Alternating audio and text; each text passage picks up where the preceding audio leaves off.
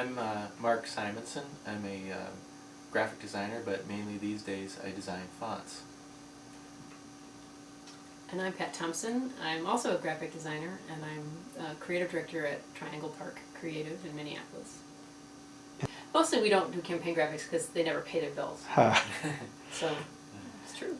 Yeah, I think it seemed like in the 50s and before, everything was more kind of vernacular. You know, it was like they had the I Like Ike buttons and things like that, and there were campaign buttons, but they all seemed to be sort of designed by printers and right. you know, just and I'm sure they weren't consistent. And there was no consistency at all across. There was no brand on each candidate at the time. And I remember when Nixon ran in '68, there was this whole like an advertising campaign that was designed by advertising designers and graphic designers. That was, you know, and it seems like ever since then there's been a definite graphic look to each campaign. They used a very traditional typeface here, Baskerville, with some slight modifications that seem sort of arbitrary and weird, not really necessary. But it's when I was looking at this, I was thinking it's a very heavy weight of it, though, which I think is it's a bold weight. Here's kind of the unmodified the way it looks. It looks like they've condensed it just a little bit. Yeah. And you know, tighten it up, which is normal for something like that.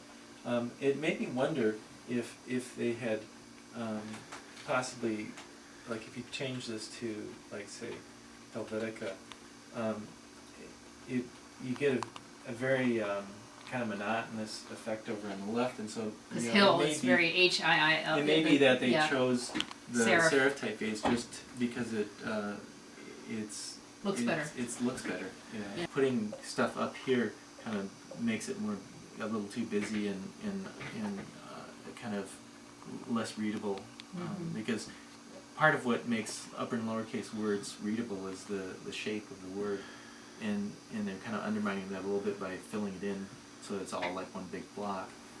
It's a space saving trick, and it works, you know, in that sense, but it does.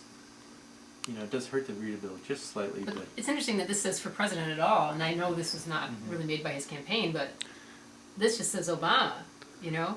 And so, like, would we not know it was Hillary for president if it just said Hillary? Does it really need to say for president on it? I think every political sign, logo thing they're always saying, gotta have a flag, you know? Now, it's interesting that, you know, Obama doesn't have a flag, although he has the elements of the flag turned into something. Oh, the flag has 3 bumps instead of 2. The flag is different. Yeah, the flag is a little bit longer. Bizarre. There's no. It makes it shallower. If you have more bumps, the flag is not as tall. So they can fit the. They can fit the HillaryClinton.com under it. I guess that's probably what the reason is. Yeah. We're all about space saving on these things, and that's true. You know, the round logos are harder to use. Like because they either have to be. Like the way the sign is, where it's above, and then it takes up a certain amount of height. It takes up, you know, and then with here, where they're trying to use it as the O, and you can argue, I think, as to whether it reads or not. And I guess I hadn't even realized that the blue is the O. Because it's not white, I don't read it across. I just see Obama. I always thought the Obama sunrise thing was very clever. You know, it's an O. It's a little picture. It's got some kind of patriotic elements in it, or you know, kind of flag elements in it. But it's all done in a way that is new, different than we've seen in the past. Usually, it's more like the Hillary sticker here, where it's some sort of flag kind of graphics, and you know, they throw in the stars and stuff like that. And, you know, it's very much kind of the traditional, stars and stripes kind of imagery. It's sort of, I think that this, you know, the subconscious message is, well, she may be a woman, but she's not really going to break with tradition. Whereas his is more breaking with, not as much as maybe the McCain thing in the black and yellow, I mean, but just the fact that they chose to make it a sunrise, which suggests that, this is a new era. Yeah, it really new captures day, his things, message. Things like that. It's really pretty clever. Yeah. I mean, that's the essence of what a logo mark is supposed to do, which is combine a whole lot of things into something that's really simple, and it really does do that really, really well. Here, Yeah, BarackObama.com underneath it. So you can see they've got the little Obama logo underneath. What that was when we saw the small one. Oh, they're using that as a dot. Question mark. Yes, and then it says the web address. So it's not a good bumper sticker in the sense of someone can read it on the bumper while driving their car and get the whole point. But you know, maybe if it's on your folder instead, where you can see it more up close. And it looks like they don't actually have the Got Milk font here. Yeah, they it isn't. Kind of, it's just, they kind of redrew it sort of sloppily. It's which is fine, I'm sure. On a bumper sticker, you wouldn't notice that from while you're if you did notice that while you're driving, you're probably driving too close. And you know a little too much about type. Yeah. You know, generally serif typefaces are more traditional looking. Yeah. Kind of more conservative. And also a little bit warmer, maybe. So we're in sans serif typefaces tend to be, you know, they're a little bit more contemporary.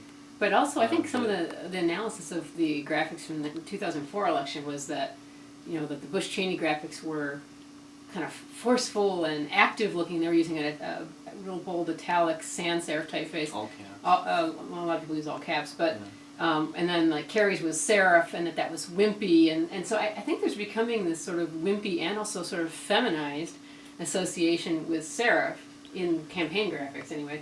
And that sans serifs are more masculine and both modern, but also active and forceful, and all these things, things you associate with candidates should be theoretically. Yeah. So it's interesting that both Obama and Clinton have for their main name a serif. So there's a giant submit button here. I think it's kind of funny, but Submit. and then a very small type where it says skip sign up. Go directly to the site. So I guess they're trying to get people to sign up and to submit. But Hillary's. I think Hillary's is it feels a little flat or something. It's just like it's competent. It's competent, but it's not really exciting or visually compelling or anything. It's there. It works. But there's nothing really. It feels slightly generic. Yeah, generic. Yeah. You know, there's whereas especially when you compare it to the Obama site, which looks very sophisticated and visually and like they've got some really talented people working on that. And the thing that communicates to the web audience, you know, if I'm like some 23-year-old person, which of course I'm not, but if I were, and we're going to these 3 different sites, they communicate to me that he's the one who cares about my generation because he cares about this medium more, and she cares more than McCain, but not as much as him.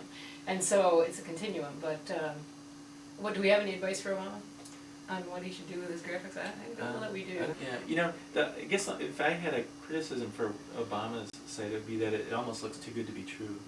No, Yeah. it looks a little bit too savvy. Well, that's what I'm saying. It's like Apple. I mean, that's what that means in a sense. Right. You know, It's Apple kind is of one like of the best websites in like the universe. So it almost. I mean, you know, you might get the impression that they're spending too much time on. Right. They care about it too much, kind of. Yeah. Spending too much time on.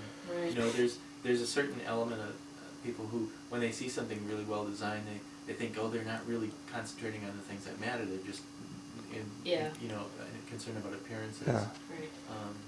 So For whatever reason. my take on this is just that it's the Apple of campaign websites. It even kind of looks like Apple's website in terms of the overall feel of it. If Apple were a candidate, this is what their website would look like.